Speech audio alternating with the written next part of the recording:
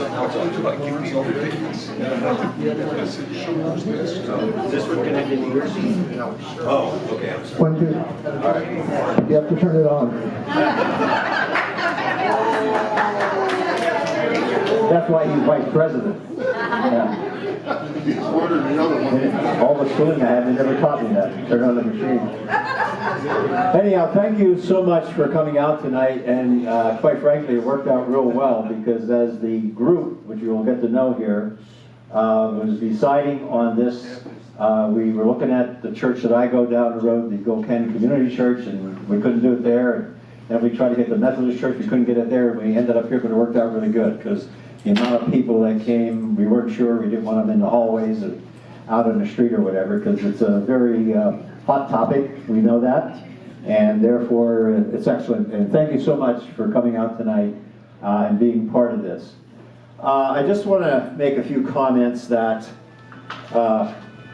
this group that has started is not Adobe.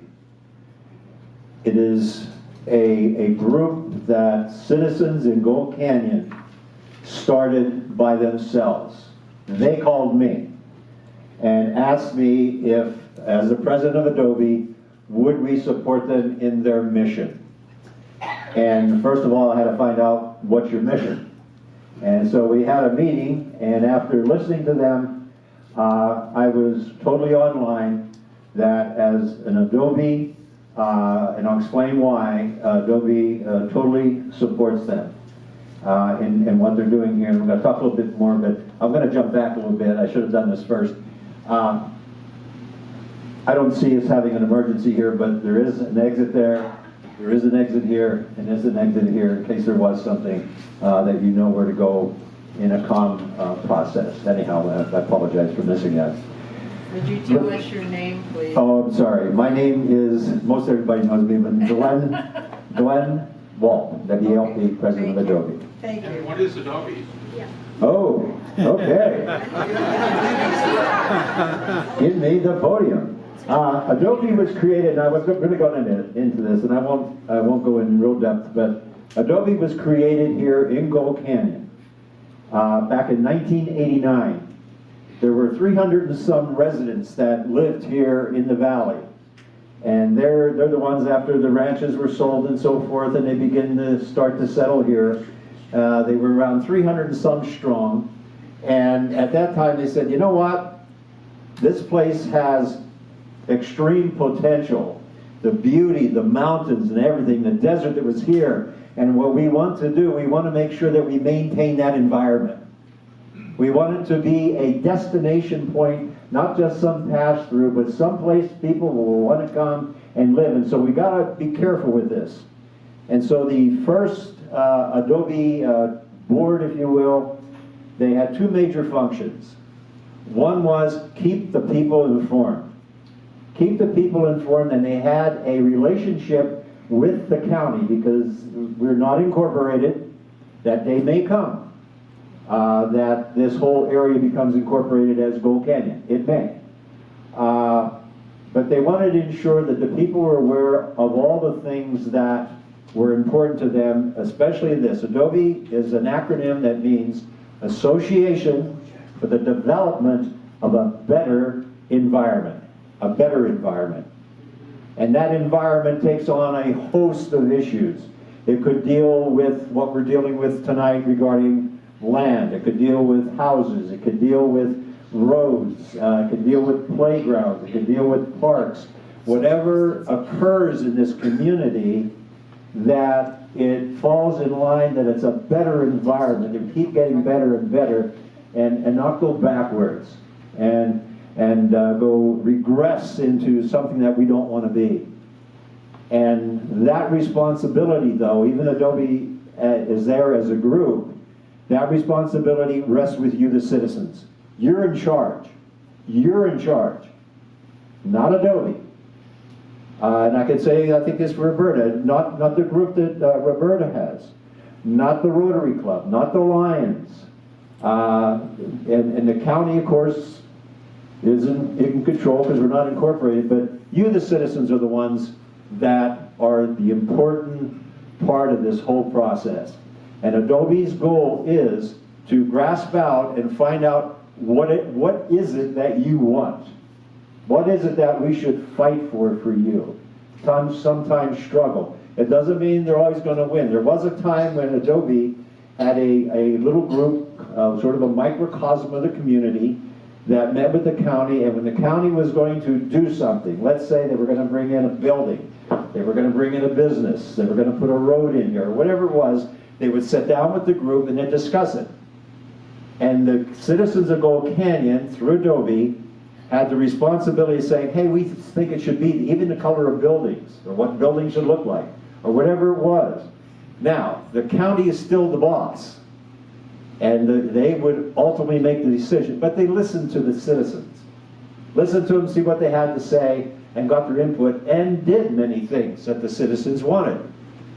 And that group has dissipated some years ago, but that's if I don't know if that answers your question on Adobe, that's what it is. And we're here today, we're not gone away, and I'm just currently the president, and my day will come when I'm gone, and someone else will take over the helm, and we'll go on and on. And I failed to mention also that tonight we have Adobe members. We have Rick Hardina, who is the vice president of Adobe, and then we have Bob Harris, who is our treasurer, and over here we have Buddy Butler, who is our membership chairperson, I think. And then we have Maggie Trimble over here, who is our secretary. So they're all here tonight. In fact, Bunny and Maggie are going to take minutes of the meeting. So when you get the microphone, speak clearly so we understand, so we can take those notes and then give them to the panel that is here and is going to be created, so we can move forward on them. Now, I did a lot of talking there. I didn't mean to go that far, but I appreciate that question. The Constitution of the United States, I'll just quickly go through this, gives us the right, an inalienable right, to petition the government. That's your right. And thousands of men and women, both military and civilian, have given their life, their sacred life, so that we here today can still have that right.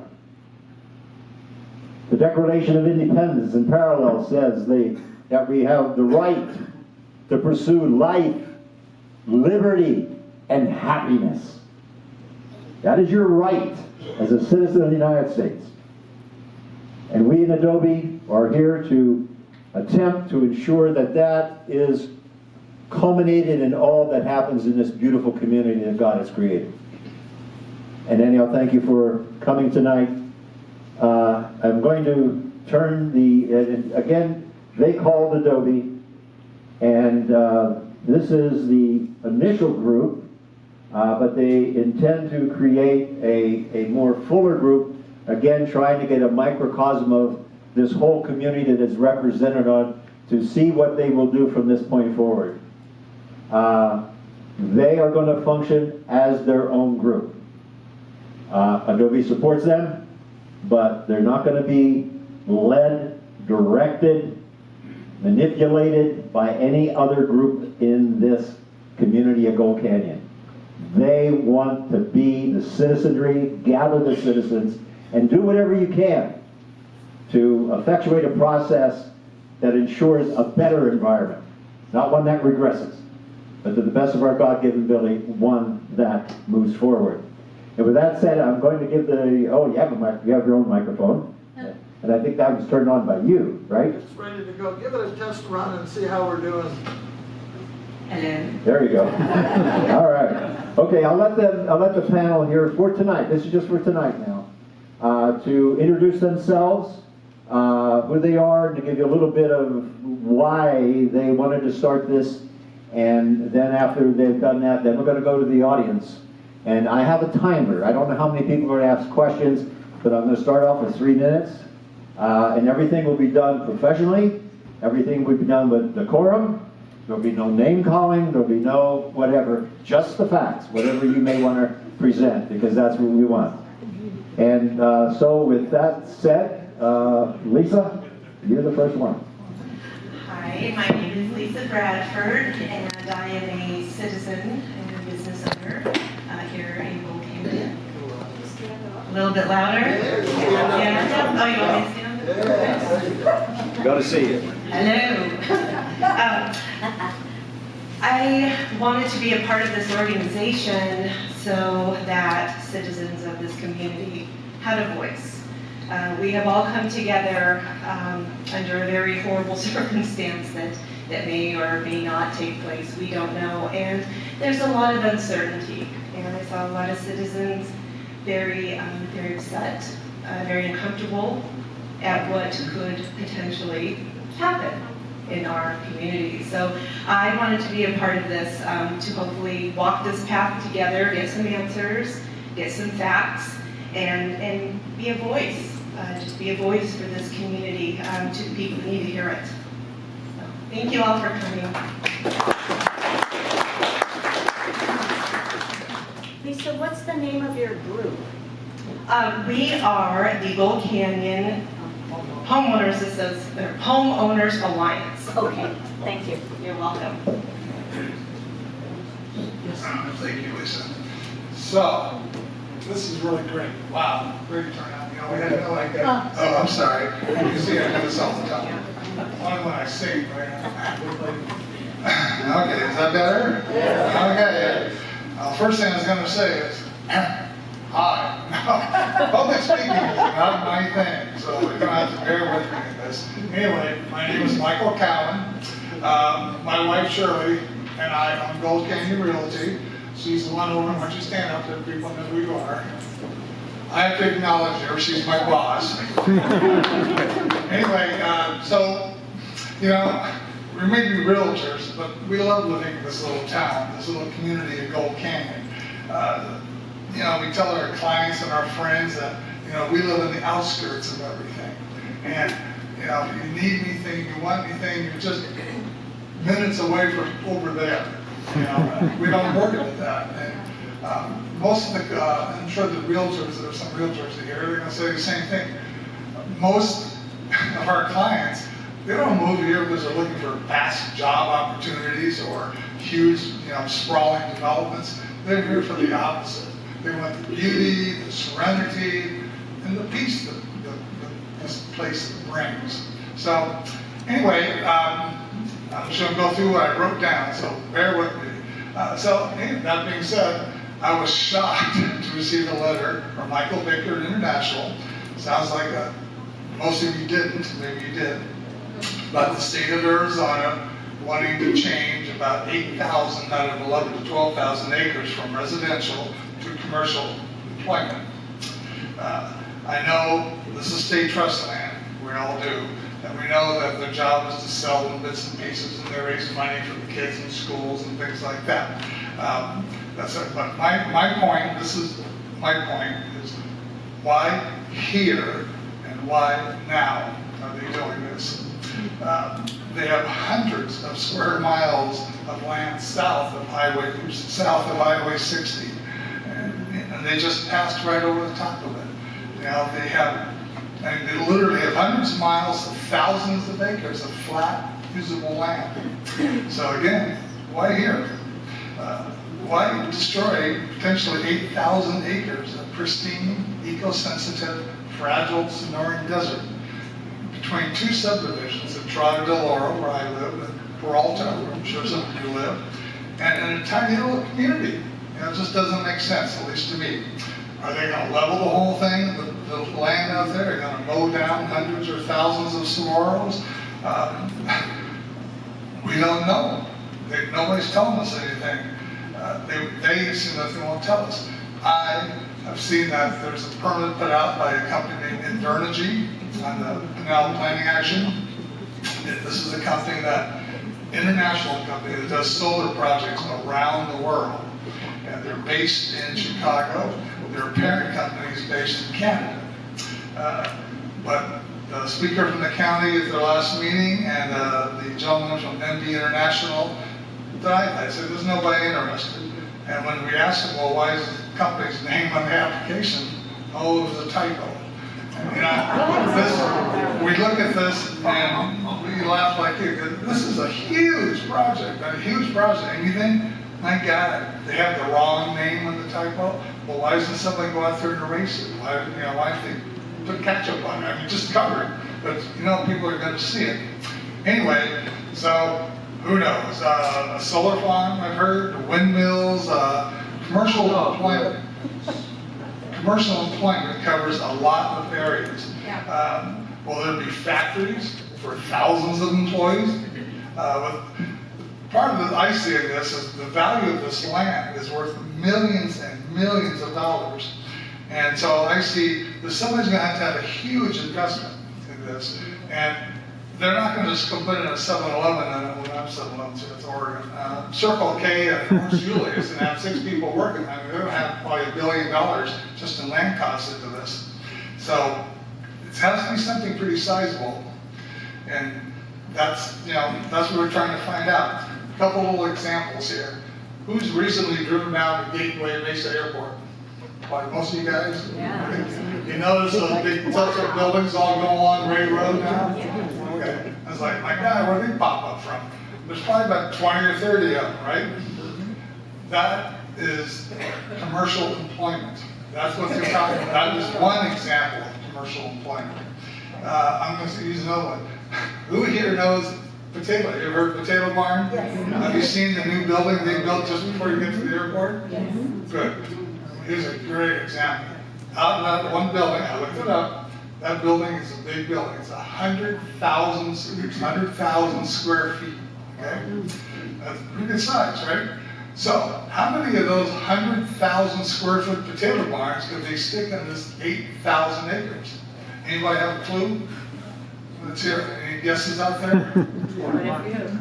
How many? 20, okay. 3,000. Over 3,000, quite a bit more than that, actually, might probably throw some road infrastructure and stuff, but over 3,000 of those 100,000 square foot potato barns. I'm trying to get to point out how huge this project is. And that the whole thing, the purple is what it's zoned out to be. Anyway, another thing I'll say, I'll wrap this up. There's another group in town who is for this. And I guess it surprised me, but it's okay. They're known as Gold Canyon Community Incorporated. They think it's great. I have their letter, and I'm going to read it to you what they said. This change can be good for Gold Canyon. We feel this aligns with our community's desire to maintain open spaces and improve traffic flows around and through Gold Canyon. And I like desires, but this is what they're implying. And this is, it's all written down. They also say the proposed changes will increase open natural space or buffer with wilderness area and limit the number of homes built along Peralta Trail Road. But also, this is important, but also entice ADOT to complete Highway 24 to align with Highway 60. Giving an alternate route through our area. Also, having employment, commercial development, this is their words, in the southern, I don't know, stop that. Take a step to the left. Stick it in my chin. No, okay. I do this all the time. So, anyway, so they're saying that development in the southern portion will make for a good target for Highway 24 to connect with Highway 60. Hence, we'll have a bypass or alternate route west. Sounds pretty good, huh? Except for that little mention of employment in the southern portion to make it sound, just a little, couple of things there. After we add the potential, and this is all just since we don't know what's going on, but since we know they could fit 3,000 plus potato barns full of employees there, we're going to need to make Highway 60 an 8-lane freeway. Where are all the employees going to come from? Gold Canyon is a retirement community. The average age is 65.7. Just got to be, there's not people here looking for jobs. I know there's some, obviously. But the other side of that is, what are they gonna do with all the trucking? I mean, if they do put in these mass warehouses, all these trucks are gonna be coming and going. Where are they gonna go on the freeway? Potentially Highway 24, Highway 60. I mean, it's already kind of a disaster. When the Renaissance Fair, we all shut down, you know? Imagine how many more trucks. I mean, this could be horrible. Anyway, so finally, we're here tonight not to answer questions that nobody knows the answer to, but to ask you to join our group so we can unite. And I really mean unite. You know, hopefully, nothing happens. Hopefully they come up with some kind of I remember the guy at the meeting in the States said, oh, you guys will be happy, you're going to enjoy, or something like that, what they put in. So I'm trying to figure, what the heck can they put in on 8,000 acres that's going to work? And I have no idea. I mean, I was talking to Shirley, well, maybe Jeff Bezos, he owns Amazon, he's got some bunch, right? Maybe he'll buy the whole thing for $1 billion and put a little statue of himself out there. two lanes in, 2 lanes out, parking lot. Every once in a while we stop and bow. I like that. I can deal with that. Is there any mention of a residential plan so far? No, it's zoned right now. It's zoned for residential, okay? And it's also, they're trying to just change it to commercial. And even residential, you know, doesn't solve anything. I mean, they could potentially put 30,000 homes. Well, you know, being a realtor, 30,000 homes, means about 60,000 people. We got about 12 here now. All of a sudden, we're a lot bigger than AJ overnight. I mean, that doesn't sound very good to me. You know, but Bring your own water. yeah, yeah. We don't know the water situation. We hear all kinds of things, and so we're not sure what's happening. But anyway, so we'd like to get you guys to see if you can join our group. We want to try and stop the state from ending life in Gold Canyon as we know it and love it. That's really it. Yes. Do we know who the Gold Canyon community, who are these people? The Gold Canyon Community Alliance. Is that No, Gold Canyon Community Incorporated. the letter that Yeah, you. what you need to simply do is just go online and type in Gold Canyon Community Alliance. Alliance. I'm sorry, Gold Canyon Community Incorporated. Incorporated, okay. Yeah, and just, you know, they have, you know, that's where I get my stuff from. They send me all the letters, and, you know, they're the ones that say, hey, you know, they think it's a good idea. And they're, you know, they have their opinions, and that's okay. I just don't feel like they're not speaking for me. They kind of made it sound like that. Or me. Or me. And also, at the meeting that we all attended at the church, the gentleman simply stated that it was not going, he did not know what was going in, but it was not going to be solar because that would have been an eco permit. So I'm just, Well, I don't know if he's speaking the truth or not. One of the things we've learned, I'm sorry, Glenn. No, I was going to say, could we keep the questions, because we're going to get to everybody. So let them finish, introduce themselves real quick, because the time's moving along real fast. But bring it up then, okay? I'll give you the microphone. Okay. Oh, I don't want a microphone. All right. Hello, everybody. My name's Glenn Ligas, and I live in Entrada del Oro. And I'm not a local business owner, but I've been through this before with trying to be involved in things happening. And something's going to happen on that state trust land. That's what that state trust land is for. Whether it happens today, whether it happens years from now, something's going to happen there. And that's why I'm here today, is to be involved and see if we can participate in shaping that and see what it's going to look like. And, you know, if it's something that we would rather wasn't going to be there, quite honestly, I don't want homes there. And that's what it's zoned for today. Now, to speak to Invenergy, if it was going to be them, they would need to be zoning that for green. And I don't see them making a change to the master plan to make it commercial and then go back and rechange it to green energy. So I don't think that's really on the table. That's just me.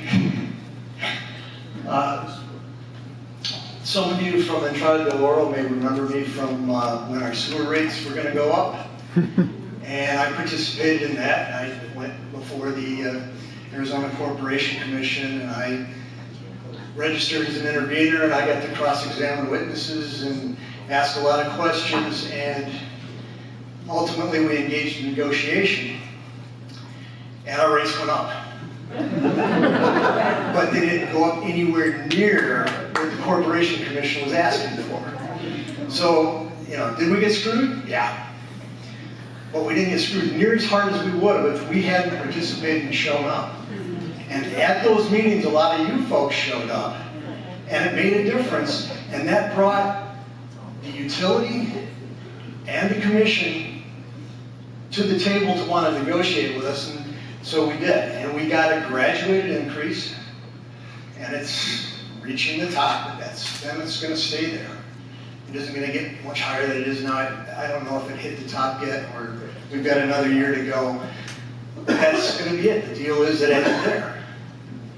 Now, by the terms of the statute, every year that it wasn't at that top, they were entitled to then tack on that difference and recover that. And that was one of the things we won, was we don't got to pay that money back.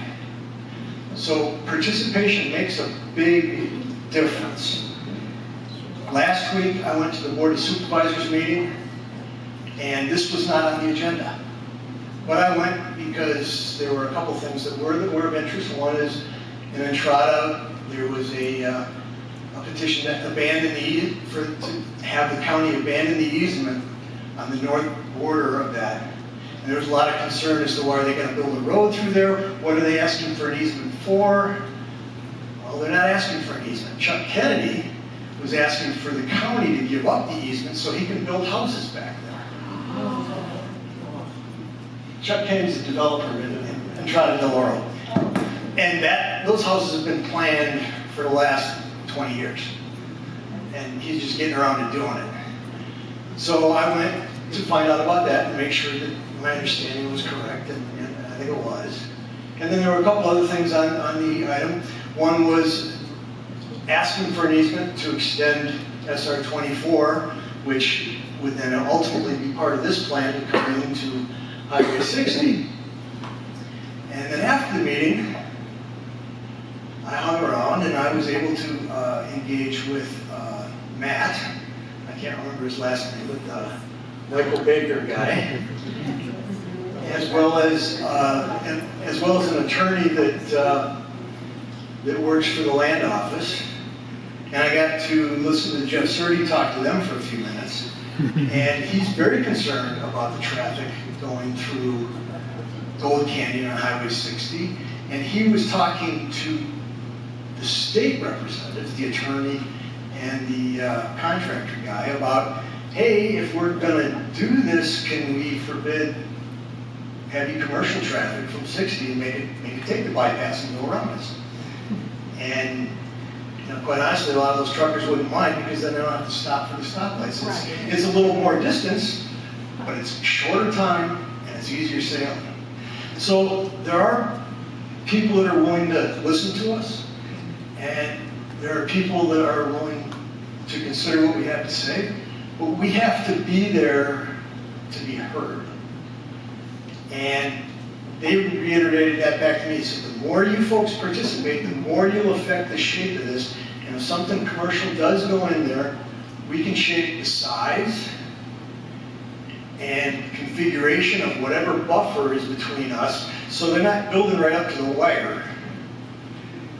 And we're looking at the Golden Arches and listening to over the speaker until 1 o'clock in the morning. So, like I said, it's important that we show up. They're hearing if we show up. I mean, we do matter, and they will not necessarily do what we want, but we can help shape it. And that's why I'm here, and that's why I'm asking you folks to be there too.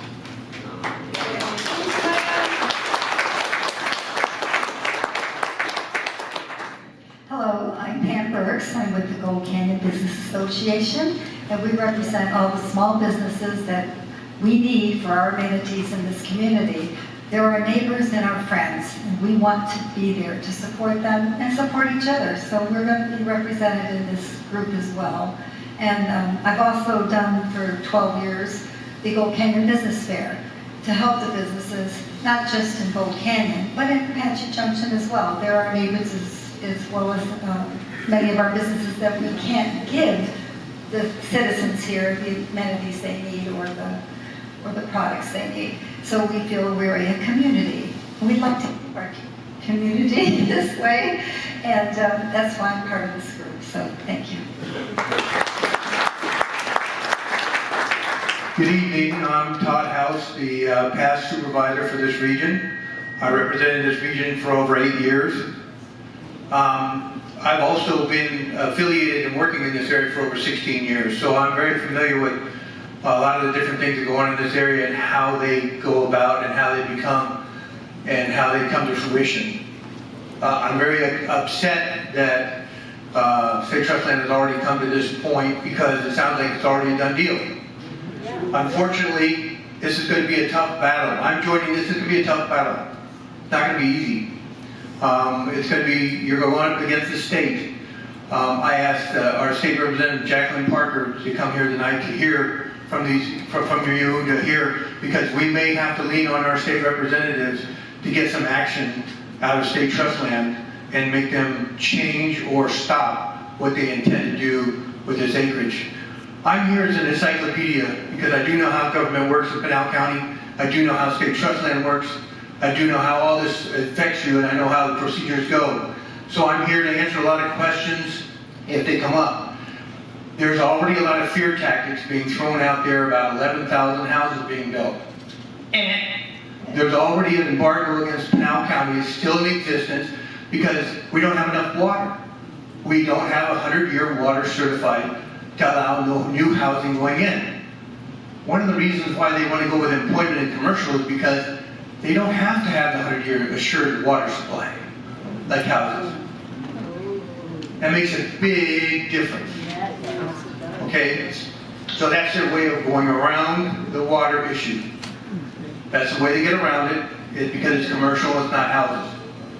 So the last housing that was put in for all the canyons, I talked to the developer for years. It took him 3 years to get enough water rights to build that last development. He thought that it was going to be the last development that was going to go into this whole area because the water is so hard to get. Now, Arizona Water Company does have wells across the 60, and they are bringing the water across, but it's very expensive. And they don't know if they can support a large development.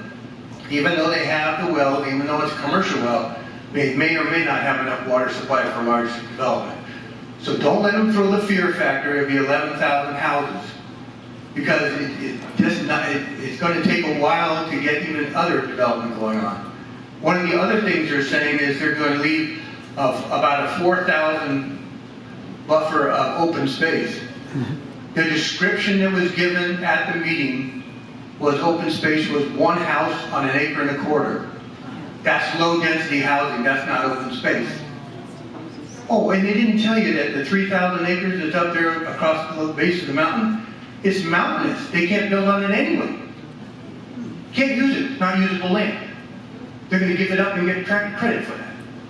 So there's deceiving plans that are already out there, a lot of deceiving information that's out there, and we need to know the facts, and we need to do it. Now the problem's going to be is this is going to be a tough fight. I'm not going to sugarcoat it.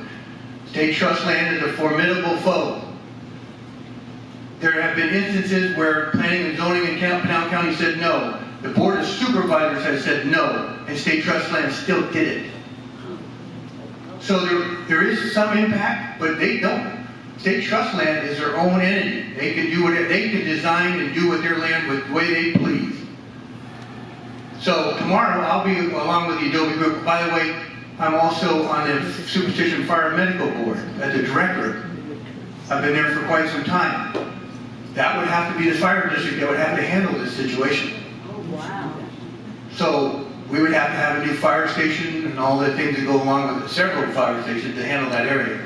So there's a lot of complicated factors to this whole thing, but there's still already a lot of information that's been put out that is just shading it to one direction and not the other. And I like to get the truth out. That's the important part. Everybody knows what's really going on and what can really happen. On the Board of Supervisors, we had an employment area in Casa Grande where we had a problem with. Because they could put almost anything, think of anything that does employment, and it can be there. The biggest problem is, if this gets through, if it gets zoned employment, if someone goes there with a development that fits the employment criteria, it will be almost impossible for the Board of Supervisors to turn it down. That's what rezoning is for. If they want to put a project out there, keep it low density housing, rezone it per project, and let the people know about it and voice their opinion about it. That's how it's supposed to work. But they're trying to do an end run. And you can do the math, $25,000 an acre, 11,000 acres, that's, you know, 275 million bucks approximately. So it's a big project. But this just doesn't come on by itself. There have already been meetings having taken place that have designed this. So we're kind of behind the 8 ball already. So we need to do what we can. We're going to need really good volunteers and people that are really pissed off enough to get involved. That's what it's going to take. But that's why I'm on this board. That's why I'm standing here tonight. Because I know that this is not a good fit for Gold Canyon.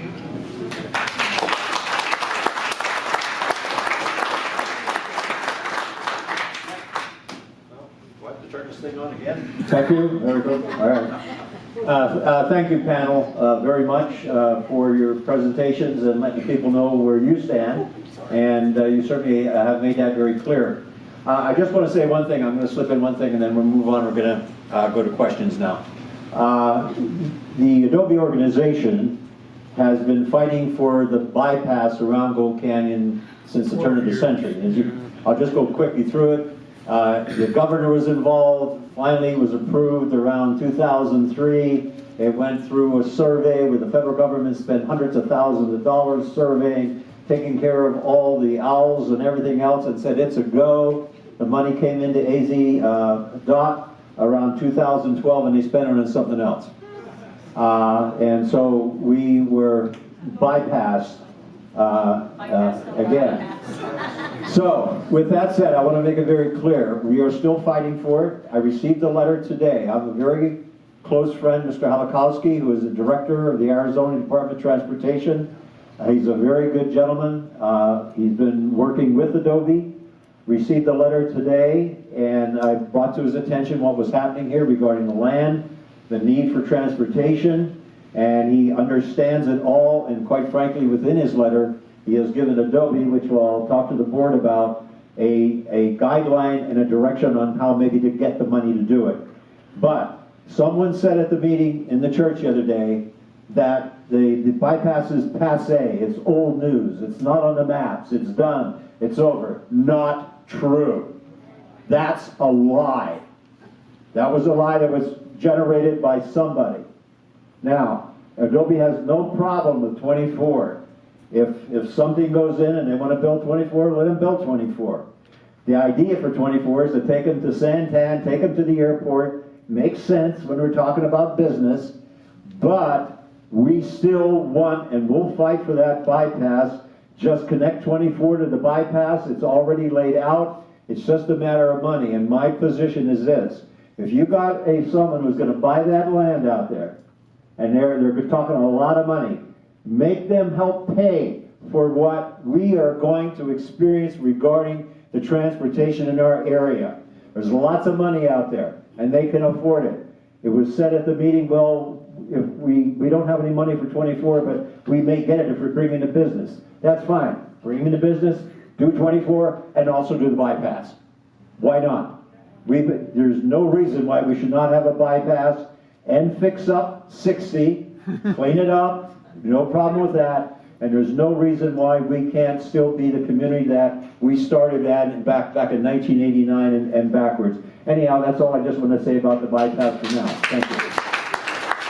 All right, now I'm going to put you on a 3-minute timer. I actually got a timer because I don't know how many people is going to want to talk, and if we don't get a whole lot of people, then we can do a little bit more. So I'm gonna handle this side. Rick, can I use this microphone for this side? I'm just thinking maybe this would be work better and quicker if people spoke really loudly with their question and then the panel repeats the question. We won't have to go back and forth. You want to try that? Okay, Running around. if you stand up, when you speak though, stand up so everybody can hear you, okay?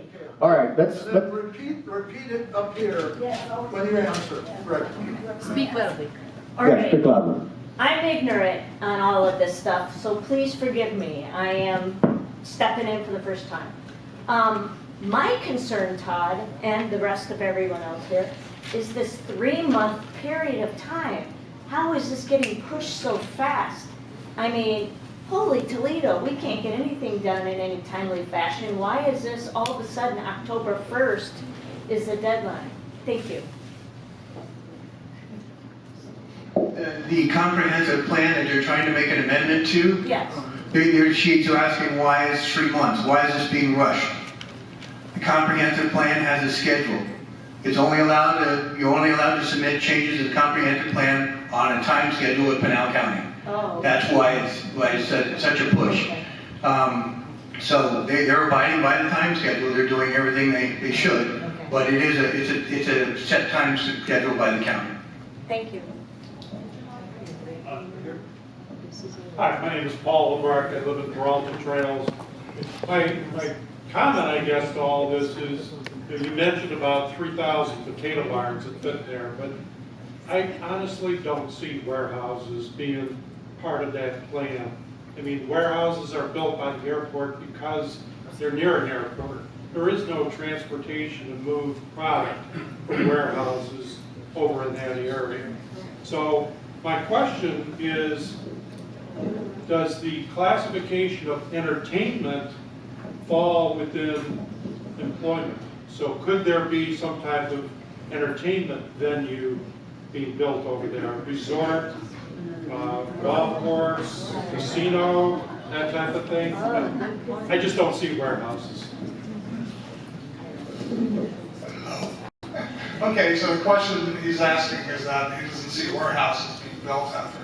And honestly, we don't know. I heard, one of my rumors, want to hear the rumor? A resort, big fancy resort with a big lake. You know, I put out the thing about Amazon. People say, oh, Amazon's coming. I was just making a point about potato barns. Well, Amazon's building is 1 million square feet. So I said, my God, we could put 347 Amazons out there. We don't know. And, you know, but here's the thing we do know. The whole idea is they want to entice Highway 24 to come over here. Why? Because, you know, the shipping, they're looking at making it worthwhile. From what I'm understanding, and again, you know, I'm just like you, we're just going to hear bits and pieces. But I'm understanding that, and somebody can tell me if I'm wrong, that by extending 24 to 60, and when they said that in their letter there, in fact, that that'll entice more development. And if you have development, you know, where do you need trucking? That was my point. And yes, potato barn is easy as a 6 in your head, you know. And I don't know. I really don't know what's going to go out there. Solar farms, and we talked about that. So that's my answer. The other thing that you need to keep in consideration is the Pinal County Regional Transit Plan. The north-south corridor is going to go in there at Mountain View. That's going to be a beautiful corridor right down I-10, almost near Tucson. And it's not going to have many stop signs. It's going to fly. It's an alternative route for trucking. Possibility. I'm just bringing that up as the full disclosure. There's other routes available and more highways to use. Yes, this is directed to Todd. You said that industrial parks or industrial area does not require 100-year water. Okay, but the residents here are guaranteed 100 years. Will their water usage degrade our 100-year program? There's no real way to determine that. The last 3 board meetings that I went to, we were talking about water as a subject in Pinal County. There's no way really to determine the usage of those commercial installations. I do believe that we can meet the 100-year criteria. I believe that ADOT is planning, or they're still planning on 20 more years of drought. I don't see that happening, hopefully. I don't think anybody hopes it will be 20 more years of drought. But no, there's no way to monitor or be able to figure out exactly how much that usage is. And that's one of the ways to get, we had Lucid was built down in Casa Grande. It's almost 1 million square feet, and it's up and running and making cars right now. It didn't have to wait. There's 2 large housing locations down by Casa Grande that they wanted to develop, but they didn't have their water assurance certificate, and they're still waiting. Nikola is in Coolidge, and it went ahead and it's building up 1 million square. Its facility is built too. They're just waiting for the interior robots to go in before they start making electric vehicles down there in Coolidge. And so that's a way of that's just 2 incidents of how you bypass. I'm not saying they're going to go in there, but that's how they use that to get around the system. For anyone who doubts the possibility of potato farms going in, take a ride over to the west side of town around 83rd Avenue with Buckeye. And I haven't been there in years. When you drive down those roads and row after row after row of big blank windowless buildings, their corporate call centers, their headquarters, all sorts of things. Anything is possible if we let it happen. Wow. Good. I'll get you. My husband Larry and I have been here for pushing 30 years. My name is Sharon Gill, and my husband and I have lived here, he just corrected me, 25 years. But anyway, I want to encourage you to write some letters to a person by the name of Lisa Atkins, Atkins. Now, Lisa's the head of the state trust land. I would like also for this group maybe to supply you all with names of all the board of supervisors, not just Jeff, but all of them, and to have some PowerPoint points for a positive letter with your concerns, and to use the word concern. No rumors or anything else, because like I've been saying, we don't know what's going there. And to encourage, if they're talking about, the 24, then all of this should be on the other side of 60. Let me grab one on this side. You have a question? Go ahead, stand up. Yep, let's try this side once, then we'll go back. Go ahead. Okay, my name's Barbara. I live in Entrada del Oro, but I lived in Gold Canyon back in 1998. At that time, there was a group called SALT. I don't know how many of you remember. They're still here. Superstition They're still here. Area Land Trust. Those people knew how to get what we needed to protect the land. Perhaps the board could, I don't know if any of them are still around. They are. Yeah, they're a very active group. Maybe yes. they would be interested in imparting their knowledge as to how they succeeded. It was a long, hard-fought battle, but they succeeded in protecting the area around the mountain. So I would implore you to talk with them. Yeah, Charlie. Thank you. Charlie Golf with SALT was at the meeting the other night. Okay. They're kind of excited about it because they do add to the open space. The open space improves from 3,300 acres to somewhat a little over 4,000 acres. They like that. Right. How many people here like to drive through commercial buildings and get to nice wide open space? One of the other things that I think is kind of ironic is I worked as supervisor for years to get Peralta Park out there, 480 acres of BLM property, as a nice primitive place with no lights to go and camp and have a beautiful park underneath the skies and stars and all that. We'll be right across the street from this. I'm going to grab one. You had a question and I interrupted you. You answered it. Very good. Thank you. Go ahead and you say. Back there, one quick question. Whatever happened to GC? Could you stand up, please? I'm sorry, Bill Sheen from Entrada del Oro. Been a Gold Canyon resident for about 15 years now. There used to be an organization known as Gold Canyon Communities United. All all the representatives from all the various HOAs met once a month, and they addressed issues. Did that group dissolve? Did they melt? I'm sorry. Did they meld into you guys? There was a lot of expertise and knowledge there. There was that group and probably other ones through the years, but that particular group I think you're referring to has gone. But that doesn't mean that with this group you can reinstitute, because that's what this is all about, getting the people involved and as many people as possible to get involved in this group. But I think that one resolved. Yes, sir? Lauren Schiller, I'm a newbie here. Could you stand up, please? Sorry. Lauren Schiller, I'm a newbie here. I live in Peralta Canyon. If everyone, and I'm 100% for what everybody's saying, I would like this to all go away. But if every one of us writes a letter to each one of the public officials, there's not that many of us here.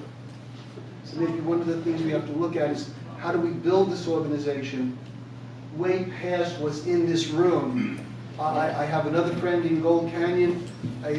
He hates what's going on. He's already accepted it. A lot of people have.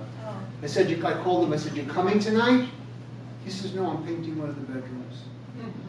We need to build an organization, and if we have not 100 people, but 3,000-4,000, people will hear us a lot better than what we hear. Good point, and that's exactly, just listening to the group, that's exactly their intent, to get the people involved. You're never going to get everybody in life. There's never 100%, but that's exactly the intent of the group. Tonight, just that was the heading, the formation of, and then it goes from there, the actions they'll take, and whatever comes from that. I'm going to grab the young lady back there first, Bob. Go ahead. I just have a suggestion. How many of you remember back in the 70s, the Native American crying in the canoe commercial? Yes. It was by a nonprofit group, Keeping America Beautiful Incorporated or something like that. It was actually a front for the aluminum can industry that wanted to get rid of the recyclable or reusable glass bottles. And they were successful. Obviously, we're all drinking out of aluminum cans now. My point being that if we can find out who's behind this organization, community organization that's pro changing everything, we may be able to discover, who is behind this ultimately. Good point. I don't know if anybody want to comment on that. Anybody want to comment? I want to repeat sort of what you said. We don't need to repeat it.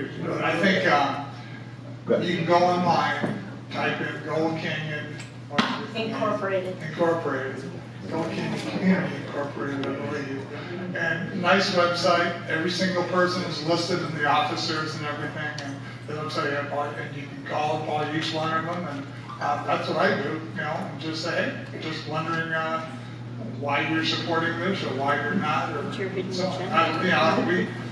I'm not quite sure. I guess the only thing that bothers me is they seem to think they're speaking for the town of Gold Canyon, and they're not. I don't believe it. Okay, then. Let's go in the back. We haven't had one back there. Go ahead. My name is Jody. My family runs the Arizona RV resort that is way past the Renaissance. We've had way ahead of information because it's a commercial property on this issue. We've actually had way ahead information on highways that don't get on here. This goes out like 8 years ago. Encouraging news is all I want to give you. We have a man that lives on our property, and he is so active into the desert. And he is so active and he was very upset, as most of you are, about this information and what is being planned. So he decided to contact an Indian council that is here within Arizona. I can't say the name, just for reasons because this is all new development. He has found over 40 different artifacts that are out towards the superstition. So he contacted this council, and they are highly interested. And so they are in the works of making a plan to approach, obviously at this point, the county, because it's not a developed city. So this is just some encouraging words. I'm happy to know about this council. I'm personally going to try to get the park more connected with you guys so that information can kind of flow, because this is how it happens. Thank you very much. Thank you very much. Do you have the name of that group you were talking about? Because at one of the meetings I attended, the panel actually brought that up, of bringing in all these groups, including the Indian affairs and all the, in fact, there's one area that Michael pointed out that is out, that's part of this land, that there are many petroglyphs in those areas. Yes. And they'll be, There's a lot of us are used to just walking trails and riding our ATVs out there, but it will actually blow your mind what is really out there that belongs to the Indian history. Wow. And so that's a key. That's the key to what we are trying to Right. succeed here tonight. Excellent. And it really needs to be pushed that way. And so they are interested. What is the name of the group? I have not gathered that information yet, and we are in the middle of getting it. How about if you could take her name and contact her, we can get a hold of her, so we have that? Okay, go ahead. I'm going to kick it just for a second. And she's right? 5 minutes from our home, or 10 minutes of walking, are petroglyphs. Yep. They're really neat. 5 minutes, 10 minutes farther, they're grinding holes. A lot of people don't even know they're there. There's probably a dozen of them, Richard. Holes out there. The thing that bothered me a couple of weeks ago, I got a picture of it. There's a drilling rig out there. And it was close to the petroglyphs. If you've been after the petroglyphs lately, you'll know that one of the big, huge rock faces in front is broken and fallen off. So it's ruined, part of it there. And I saw this picture of a drilling rig. I went out there and looked for it, couldn't find it. But, a drilling rig, within only a couple hundred feet with pounding on the ground, it's not the best thing with these petroglyphs. Like, I guess either they don't, maybe they didn't know they're there. These are the engineering companies that are out there. Okay. Bob? Go ahead, Bob. Back here. Go ahead. Hi, Oh, this is Ann Legas, and I live in Entrada del Oro. So, to bring up the drilling that you're speaking about, my question is, there's been drilling back in the desert near the petroglyphs. There's been multiple aerial, surveys done. There's been surveyors, down on the ground, multiple. Does anybody know who is paying for the surveys? Is it the state and the drilling, and at whose behest are these being done? The state of Arizona has hired Michael Baker International. Use your mic. You have a microphone. Yeah, Michael. Michael Baker is in charge of all this. They've hired Darwin Geotech to do the survey. I talked to them. Yeah. I mean, one day, I'll just tell you, one day in front of our house, I look across the little stick line fence, we're about 40 feet away from it, there's this big X. It's about 8 foot by 8 foot. And I go, what the heck is that? So I walk over and look at it, and there's little bearing points. Surveying company had been there. And I go, well, first thing you think of, we're legal out there, right? And then I noticed there's another big X that's at the bottom of El Camino and Highway 60. So I saw a surveying truck. Tried to catch them, couldn't. They're out there cruising around the desert. Finally, my wife Shirley caught her one day out by her house, and she asked them, hey, what's going on? And they said, oh, nothing. They're just surveying the existing roads out there. And we get to talk, and she said, well, make sure that somebody sees you guys, and next thing they think a shopping center going out there. No, this is state trust land. So we felt better. Then I called about a week later. I called a company up in Tucson, Darling Geotech, and I spoke to a gentleman named Rich, nice guy. I said, hey, what's happening out here? And he said, oh, the state has hired us to do an aerial survey. It's very expensive. And he said, normally we use drones. That's what those X's are for. Drones, but they're doing like 15,000 acres. So they're using their planes to do it. I said the same thing. So why are they doing this? Oh, the state is just checking the boundary survey line. So I guess I should have said this earlier. When I was shocked I got that letter, I'm going to say it was probably about a week later. I get this letter saying, oh, now they're going to turn this into whatever the thing you're doing. So those two guys we ran into lied to us. Wow. And, no, that bothered me. I mean, they could have said, you know what, we can't tell you, sorry. But anyway, my actual 2 cents. Good, Bob.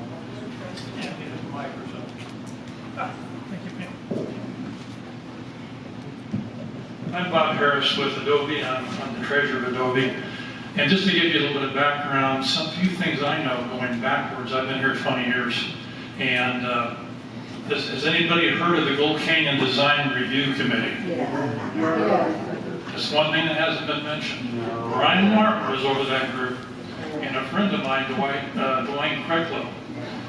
Okay, and basically at one time, every commercial building that was going to be built here had to go through the design review committee at Gold Canyon.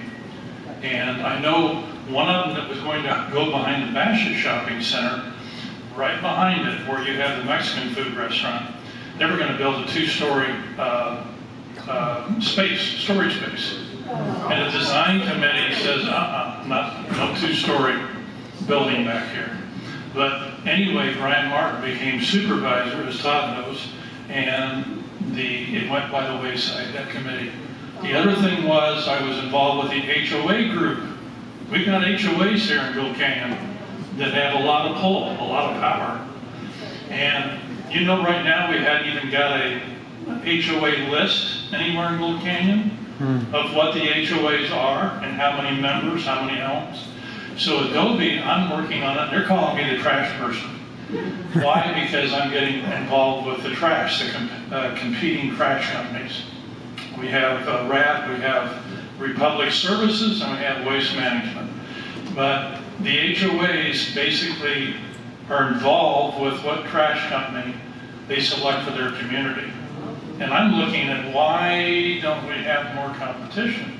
Would that drive the rates down? Okay, so I'm getting into that as Adobe, and the Adobe board has gone for that. By the way, one question, does anybody know Queen Valley? We all know Queen Valley. Yeah. Do you know how they get their water supply? Yeah. The dam. They have a natural spring that's around their dam back there. And so few people knew it. I played their golf course, and the lady at the golf course says, we have a natural spring here in Queen Valley, and we pay $10 a month for all the water we can use on the golf course. That's what can be done with water. My other comment was, I'm a utility guy. I retired from SRP back 38 years. What about sewer? We mentioned water, but how about sewage? We have sewer lines here, right? Liberty Water. Okay, what's going to happen in these areas we're talking about, new areas, as far as sewage? Does that come into play? Or do they have to have their own septic tank instead of Liberty Water supplying them? So anyway, that's all I have to say. Good. Thanks. Good. Just to add to that, Queen Valley also has a nice well in it. There's Copperfield dug it for them, so they have a back. About what's going on. This is going to all be a surprise to all these people. No idea. You're the guy that 2 years ago was pushing a corporation too, just so everybody in the room knows that. So that's where we're coming from. In the last meeting that I had out here, I suggested that a group like this be formed. And I'm really thrilled it is formed, and it'd be a great handy tool.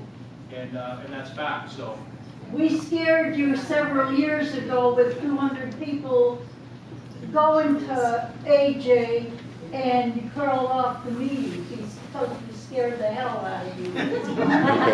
Or they do it in the middle of July when nobody's scared. Okay, let's just try to keep the decorum, and I appreciate all the comments. Thank you. Excellent, but let's keep, not beating up anybody.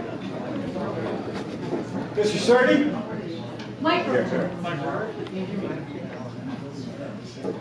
Jeff? Yes. So you like that this group is forming? Yes. Are we invited to the meeting tomorrow? No, because you can't hold this many people. That's why they've asked for. No, three of the representatives. Three of them. The meeting on July 1st with the finger waving and the yelling, that didn't do anything. The meeting tomorrow is gonna be the person that hired those folks there. So she'll have the answers better than those employees that were there. And that's what I'm asking. Yeah. Not for the whole room to be here, but can the room send 3 representatives, like the other groups are? Our group sent three. For our Your committee go. I don't believe so. Are 3 of you going? Yeah, you guys going? Yeah. Are any of you up there going? Why aren't they going? There's a couple that are. These are our committee right here. Glenn is going, Todd's going, Pam's going. Then we got 3 people.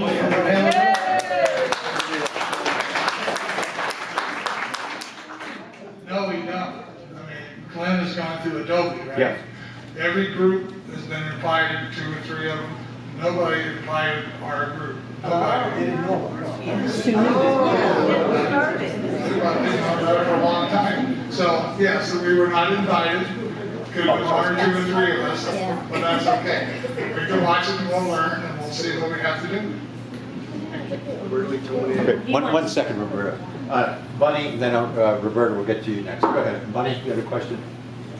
I just, I would like to respectfully respond to Mr. Surtee. There would be no need for speculative answers had we been let in on what the plans are and what the secret meetings were prior to this. So now we are digging and scratching and clawing, trying to find out, and these people have given good faith answers to us with the limited amount of understanding that they have been given. And that's all the respect at this point this group and Gold Canyon has been afforded, apparently. There would be no need for speculative answers, sir, had we been let into the grand plan behind the curtain before.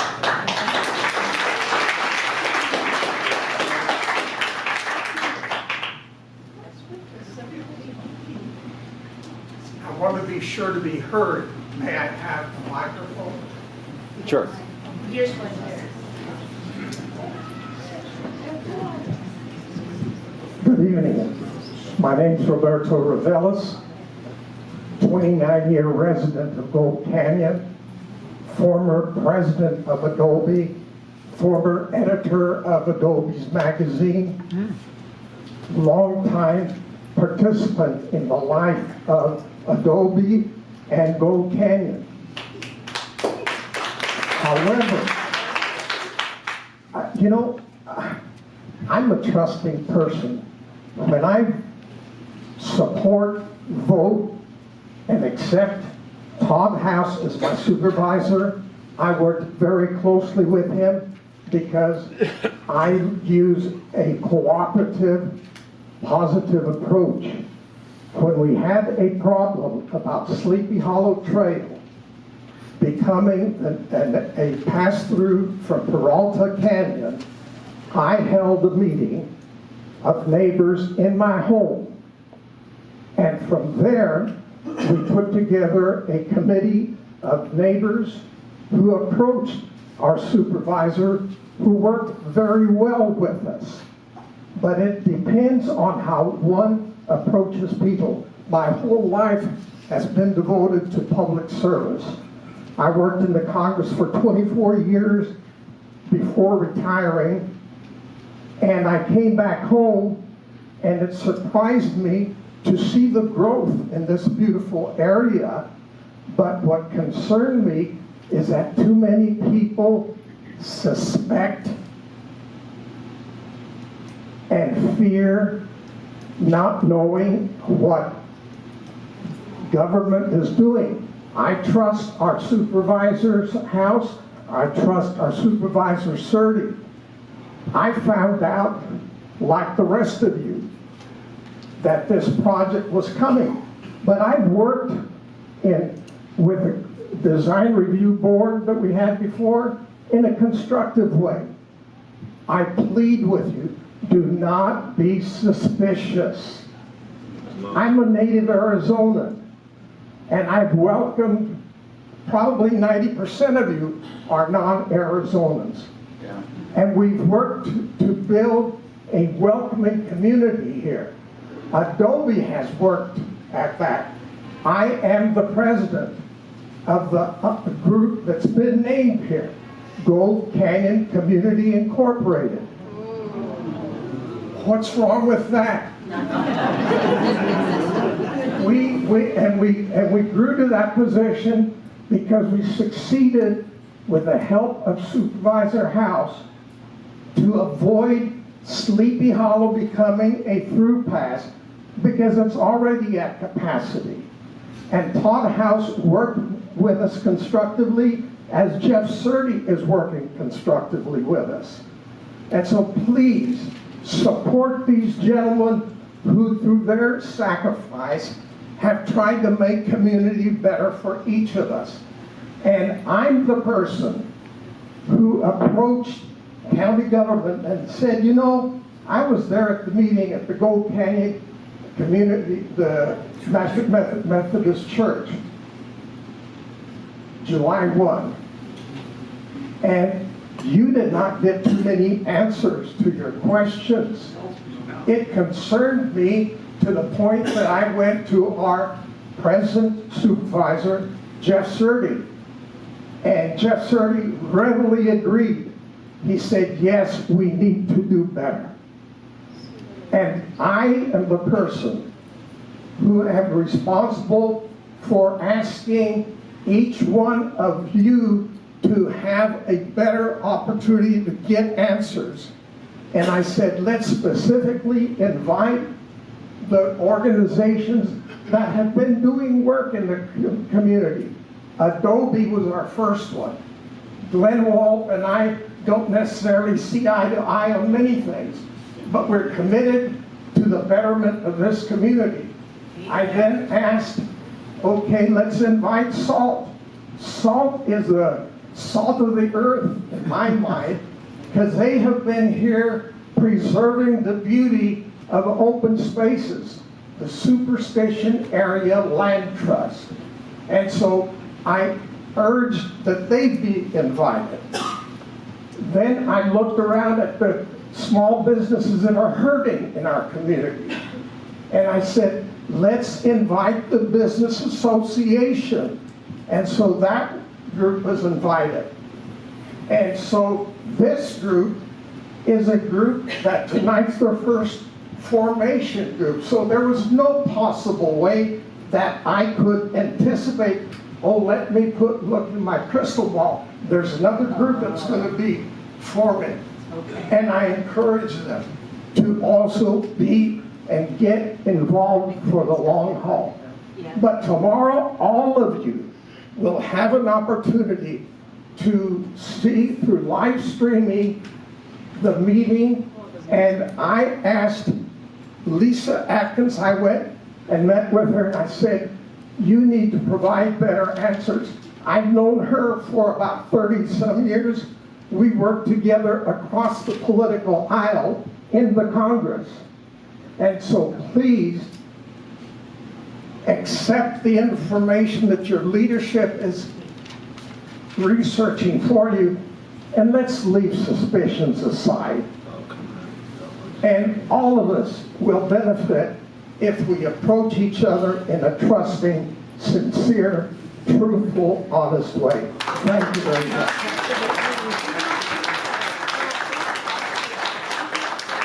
Yes, sir. Again, I agree with everything that was just said, and I applaud you for that, sir. This, working with government, trying to protect our community is something that I have no experience in. But I think everybody here is here because we don't like what's happening. Louder? Here you go. Okay, sorry. I'm from New York. They don't say normally they don't tell me that I'm not speaking loud. Sorry about that. Start over. I'll start over. You don't want my name, trust me. But it's in the post office. Most of us here are here because we don't like what we heard on July 1st. We don't like what's going on. We don't like the secretive nature. I'm not saying this people are doing it intentionally, but we're hearing about this by accident. Probably a good percentage of the community that are snowbirds, they're gone, they don't know what's going on. Thank you. I have friends who live here 12 months a year, they leave during the warm weather, they're vacationing, they don't know what's going on. That's why They're gonna come back to this big surprise. We're here, those of us that are here, because we don't like what we're hearing. We don't know what to do. You do. The president does, the other groups do, Adobe. We need your leadership. We're here, I think, because many of us, a lot of us probably are retired and we can put in time. We can help build the organization. We can help do what needs to be done, but we need your direction. We need your leadership. Okay. Could you pass it to the I young don't lady? think I need them. Okay. She's got me beat. I got a loud voice. Hi guys, I'm Rox from Mountain Brook Village. I'm new here, a few years. What can I do? I mean, most of my friends and neighbors are gone. They're back home, like he said. So we have like maybe 1/3 of our population. That's why this group is small. So can I get letter? I mean, I want to know what I can do. Have everybody write letters, contact all my neighbors. I like the Native American approach. I like the approach that this is our beautiful community with our superstition mountains that we don't want to disrupt. But you're right. Why here? Why now? Yep. And why there? Yeah, exactly. Well, just to answer your question, all the comments are being recorded, and the group then will sit down and evaluate them and determine where they're going to go with it. Okay. But you indicated, the main thing is when you walked in, you gave who you were, hopefully an email address, and the idea this is going to be spread, and you tell one person, that one person is going to tell two more. From the Adobe end, even though this is not our issue, the point is, I got a lot of emails, I got a lot of phone calls, and these are people that are in the Dakotas and Oregon, Exactly. but they know, they do know. Now, not all of them, but anyhow, the group will decide from that point. Go ahead, Michael. Yeah, one of the things that, while you're all here, we are forming this group. We haven't actually formed for a while. We're trying to become larger. So that's why, hopefully, you're signing up, get your email address, and it'll take a while because you're talking to us. But anyway, the more people get involved, the more we're going to ask you to help. And the idea is that we do need to get organized, and we will have more things happening. And as more information comes out, and we hear little bits and pieces all the time, we can start passing that out. Hopefully we can get a website. Hopefully, we want to move forward in this, and we realize it, but it's hard. Look at you guys. Look how many people showed up. And I guess just to finish on my point, this why here, why now thing. To me, we got so many hundreds of miles south of Highway 60. I looked at a map, and it's fun that I learned a lot. You go look at the Arizona State Trust land maps, you look at all these different things, and you realize that there's this one. In fact, I got it right here, real simple. Texas-based D.R. Horton, they bought that 2,700 acres of state trust land for $245 million. They say, in the article, it's a steal. They said part of the reason being is that, I'm just going to tell you what the people said, the state controlled who bid. Like, we have to be so big and do this, and it eliminates a lot of builders. I was a builder in Oregon, a little familiar, a lot smaller. But the idea behind this was people said, well, why don't they have, instead of 2,700 acres, because you have to have, like, I think I read it today, $45 million in the bank and have a net of over $500 million. Well, eliminates me. But eliminates a lot of people. Well, why don't you split it in 4 parcels? But it's that's what makes us get a little suspicious of things, is there's one builder who got this, and there was a builder who acts just like in Bernigie, if they're fake or not, I don't know. But there's a company that supposedly they're part owners of Eastmark, and they're big guys. They got the dollars, and when the time came for the auction, they requested this. They went through the whole process.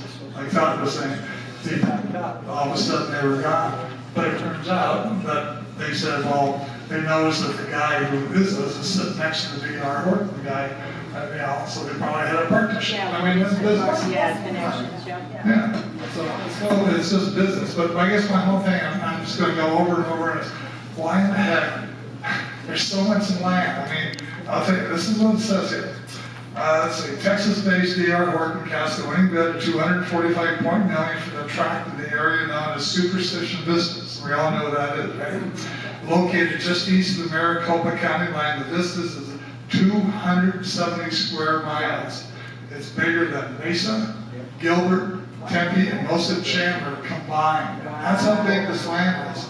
But for some reason, they jumped all over miles and miles and miles and jumped across 60 and said, no, we're going to move this area here instead. And I looked at the map, and you look where 24 is. Do this online. Look at Highway 24, where it ends right now.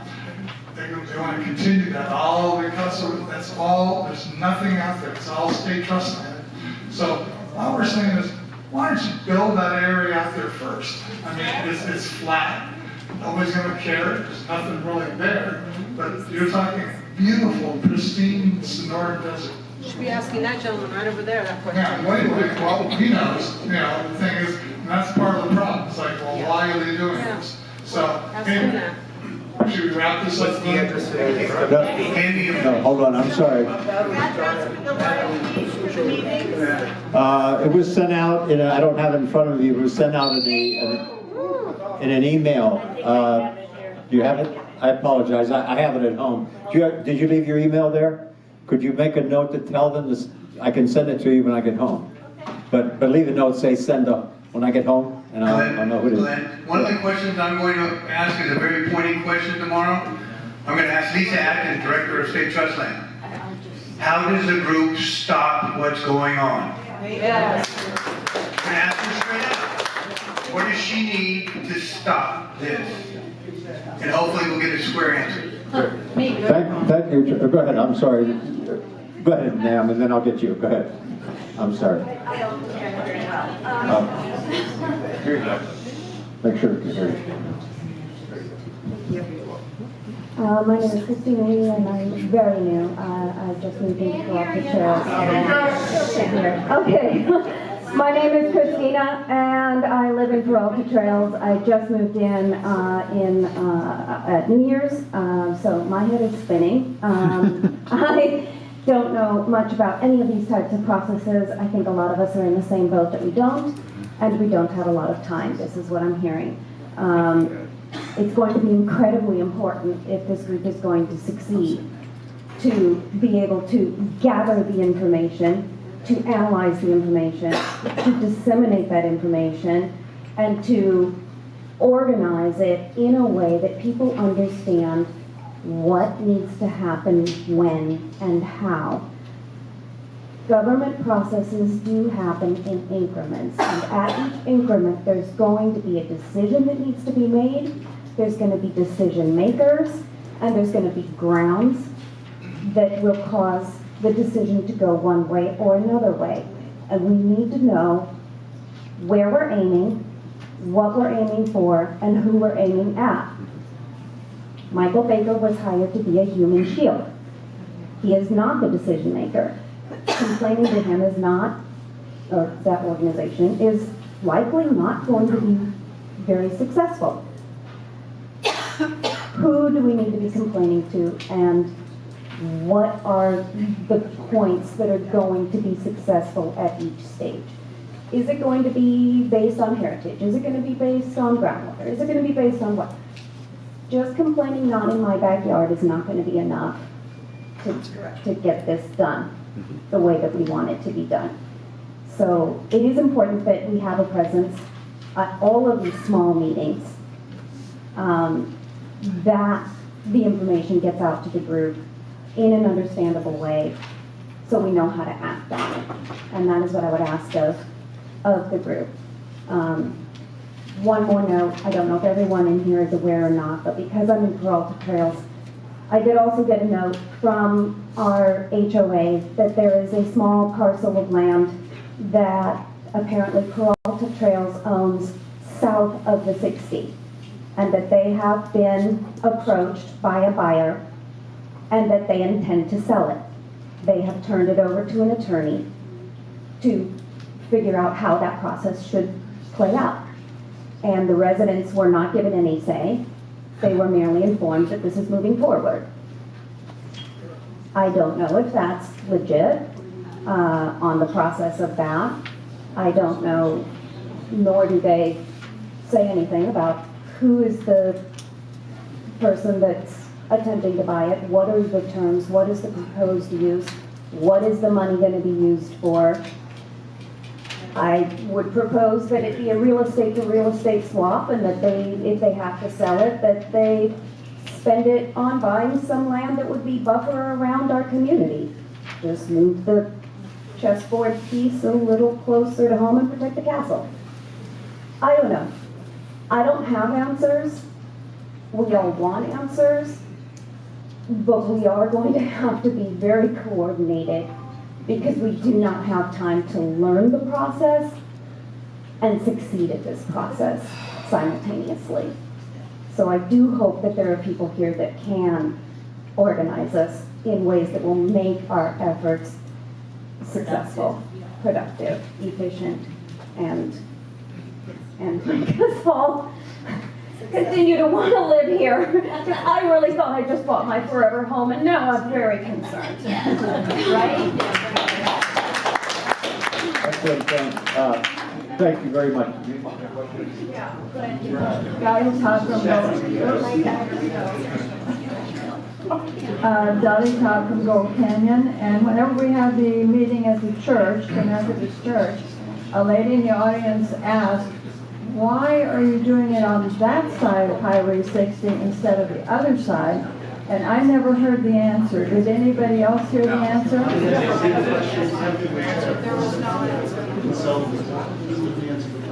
No, they never answered that question, and I still have that question. But he did say that, I guess if enough of the community gets involved and expresses their voice against this, I said, I don't know that we would win, but we'll at least be able to negotiate.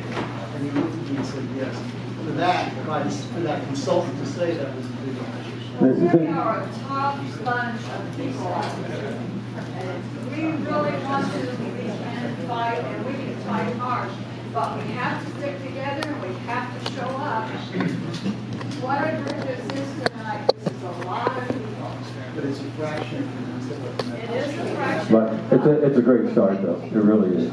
And you made very good points. And they will be working to, even though it's going to be tough, effectuate all that. And thank you very much for. We're getting near the end here, so go ahead, Pam. I just want to make a comment about Adobe. They've been here for so long, you guys, and I don't know how many people have been here 15, 20 years. But you don't have a dump at the end of Kings Ranch Road because of Adobe. You don't have a marijuana dispensary because of Adobe. You do have a Gold Canyon Monument because of Adobe. You don't have a heliport because of Adobe. So we're putting trust in his leadership, Adobe's leadership, and everyone in this room to please work hard together, because they know how to get things done. Let's lead with the leadership that's been being successful all these years, and I do want that bypass. Thank you, guys. Thank you very much. Thanks, Beth. Any other questions? We're getting near the end here. We got to be out of here. We have to pay $5,000 after 8. So, no, I'm just kidding. But any other major questions? Listen, I guess I'll wrap. Can I wrap it up, or did you want to say something? Go ahead. Go ahead. Just one clarification. There's a little bit of conflicting messaging going on here. We have a lot of folks from Adobe here in the group, are we here as Adobe, or are we here as part of this new group? Because Mr. Walters said repeatedly that this is not an Adobe thing, this is us. And then we say, but Adobe's going to protect us, but he's saying it's not Adobe's thing. So just to be clear, we do have a wealth of experience and knowledge in this room. I might not be one of them, but we do hear, and maybe Mr. Walt will participate not as Adobe, but as part of this group. Mr. House is here at the panel. He has a ton of experience and knows the system. And Mr. Surdy isn't on the panel, but he's in the room. I've seen him a couple times in a couple different meetings. And like I said, I heard him speak at the Board of Supervisors last week. He was talking our interests to the people that are running this new project without a big audience. I kind of snuck in behind him and listened over his shoulder. He wasn't talking to me, he was talking to them. And Mr. House, again, has a ton of experience inside the system. So fighting both ways, right? So we have a good idea of how to get where we're going. And we just want to emphasize that we need all of your participation and continued support for the people that can make things happen. And I'm just the cheerleader out here. Thank you, Glenn. And Adobe will be working with them, even though we're out on this things. We will be working with the group. I said I'd be part of the panel, and we will be working together and helping each other for you all to be successful in your particular function that you're operating. Did you have a question back there? We can't hear you. Yeah, I don't know, Jeff, do you happen to have it? If you want a copy of it, if you want to take it off my phone, Okay, let's try to, can you two communicate? It's about the meeting tomorrow, and that's going to be live streamed. So anyhow. Could we read that link over the microphone so everybody can write it down? Oh, I couldn't hear. Let me give it to you. I'm sorry. Oh, my glass. Anybody have glasses? That's why I handed it to you. Now you're presuming I can read.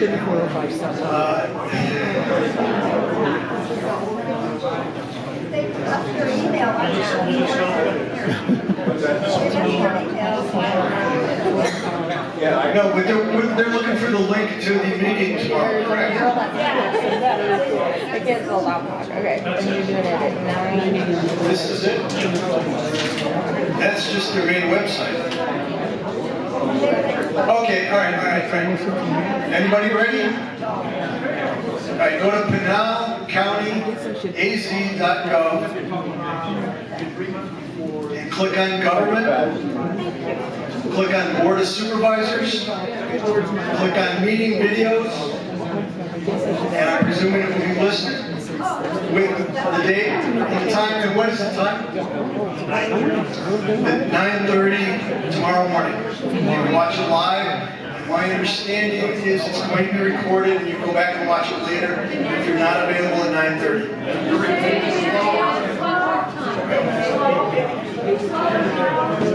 All right, the website is pinalcountyaz.gov. Government button. Board of Supervisors button. Meeting videos. And it should be the Board of Supervisors meeting at 9:30 tomorrow morning. I think they want I just wanted to make sure you kind of heard where the setting is going on. We may need your help because it's already down the road. Thank you. All right, I'm pretty sure that let's thank you very much for coming tonight. Thank you for all your comments, all those comments.